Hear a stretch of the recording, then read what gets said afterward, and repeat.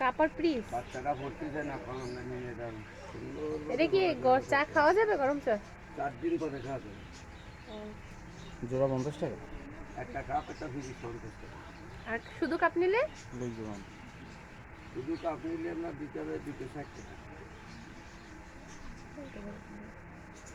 তাও নিতে হবে এইগুলা ছোট এই দুটো না আর কোলো না।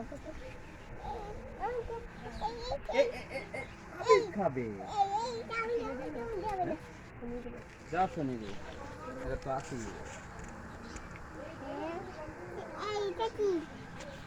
ওই এইগুলো তো ওইরকমই বানাইছিল না?